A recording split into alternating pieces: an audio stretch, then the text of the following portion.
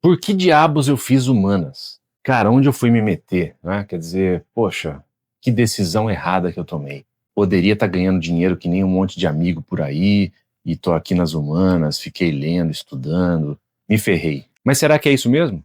Será que fazer humanas é só uma decisão errada? Vamos conversar um pouquinho sobre isso? Eu queria falar um pouco sobre a minha trajetória e sobre as minhas escolhas também. Bom, quando você tem 17 anos, você tem que tomar uma decisão difícil, que é qual faculdade você vai fazer. E eu, desde muito jovem, eu gostava de leitura e gostava das aulas de história e geografia. Eu já comecei mal em matemática e física e não sei o quê, muito novo, né?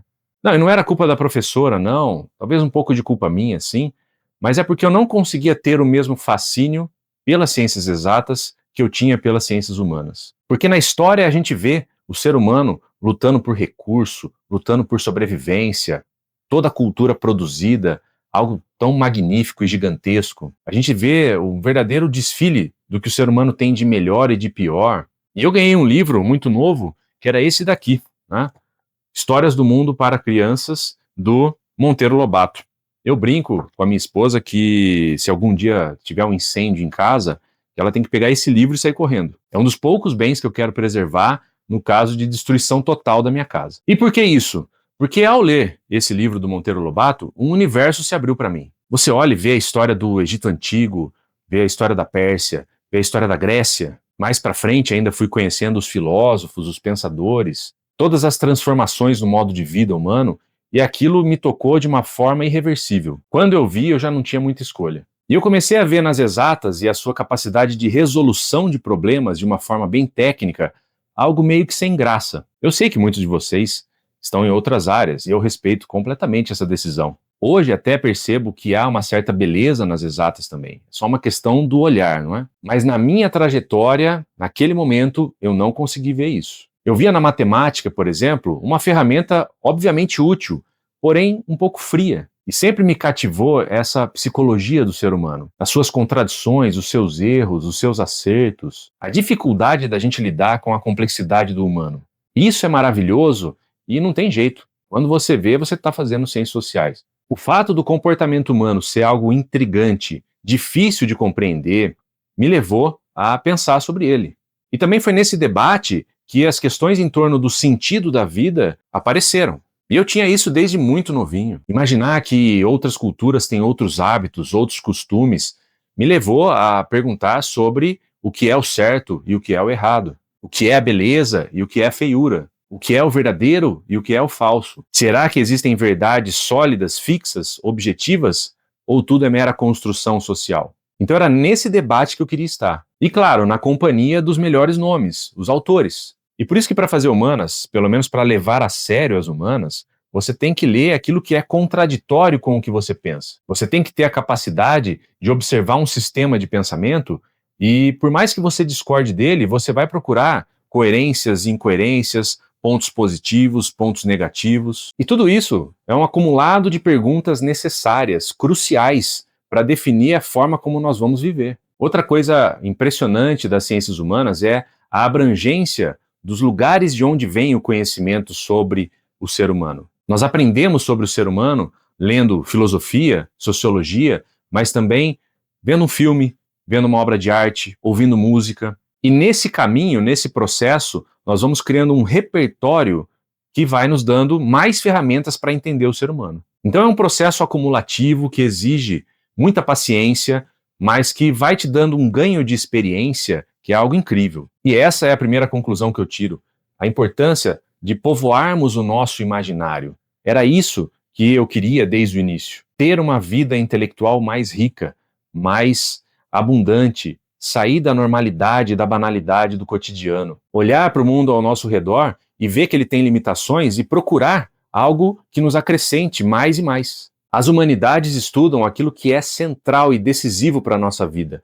Ninguém passa sem responder certas questões sobre o sentido da vida, sobre o que é o certo e o errado. Se você não pensa sobre isso, é porque você já respondeu intuitivamente. E tá tudo bem, cada um que tem a sua vida. Mas para mim, o fato de nós estarmos aqui, lançados no tempo, lançados no espaço, lançados numa determinada realidade histórica e social, faz com que eu reflita sobre isso, que eu pense sobre isso. E aí eu tenho que lançar mão dos nossos grandes amigos, que são os pensadores. Sem as ciências humanas, o ser humano se torna apenas uma máquina fria. Sem a reflexão crítica sobre a realidade, nós somos apenas autômatos. E a vida vai perder o sabor, com certeza. Eu fico imaginando como seria a minha trajetória sem a companhia de nomes como Franz Kafka, Dostoiévski, Cioran, Nicolás Gomes Dávila, sem Santo Agostinho, sem tantos pensadores que fizeram com que eu me tornasse o que eu sou hoje. Uma verdade de tudo isso tem que ser dita também. O mercado de trabalho para as ciências humanas é extremamente desafiador. Se você procurar dados por aí, você vai ver uma alta taxa de abandono da profissão. Gente que se formou em história, ciências sociais, filosofia e que não encontram empregos bons o suficiente para se manter nessa área. O desemprego muitas vezes é uma realidade, uma remuneração que não é tão alta quanto a sua formação. Tudo isso faz parte do jogo também. Há muitas incertezas nessa área das humanidades. E, portanto, eu não estou aqui recomendando que você faça isso. Cada um tem que fazer uma avaliação muito particular do que é da vida, não é mesmo? Um outro problema grave que nós temos é o fato de que as faculdades de ciências humanas são profundamente contaminadas por ideologias políticas. Muitas vezes os cursos não oferecem esse contraditório. Nem todo mundo é lido, entendeu? E a escolha de quem vai ser lido geralmente é de um determinado campo político. Isso é muito nocivo, muito ruim também para a formação de quem está nessa área. Eu mesmo, na minha trajetória, durante a graduação, até o mestrado mais ou menos, o que eu lia geralmente eram autores do campo da esquerda, ligados ao socialismo, mais extremo ou menos extremo, mais moderado, enfim, por aí. Autores liberais, autores conservadores, muitos outros filósofos e pensadores que não fazem parte dessa tradição não aparecem. Eu tive que ler por conta própria, correr atrás por interesse pessoal. Isso dá muito trabalho, dá muita dor de cabeça. Aqui no Brasil, por exemplo, é até difícil encontrar uma bibliografia que fuja desse determinado campo. E essa realidade é um pouco diferente em outros países.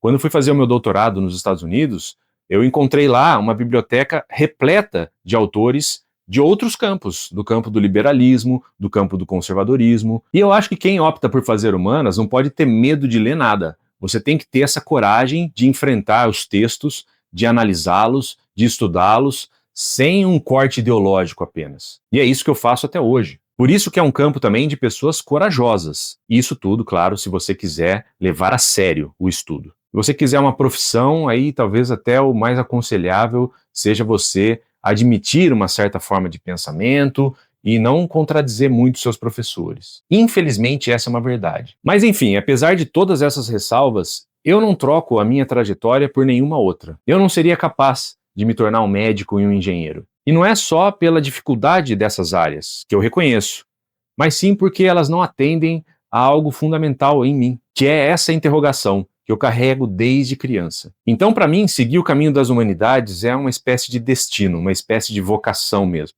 Ver a vida com maior profundidade, ampliar o nosso imaginário, a nossa capacidade intelectual, ampliar o repertório analítico, para entender o que o ser humano é e quem eu sou. Tudo isso me ajudou a responder as perguntas essenciais que eu carrego no meu peito até hoje e moldou a minha trajetória e o meu caminho. E a pergunta continua: quem seria eu se eu não tivesse a companhia de todos os autores que eu conheci? E todos esses autores que eu conheci ao longo da minha trajetória continuam em mim numa espécie de conversação permanente. E eu sou muito grato a eles por tudo isso. E você, o que acha das ciências humanas? Acha interessante? Acha desnecessário? Comente aqui, deixe o seu like, inscreva-se no canal para continuar pensando alto comigo.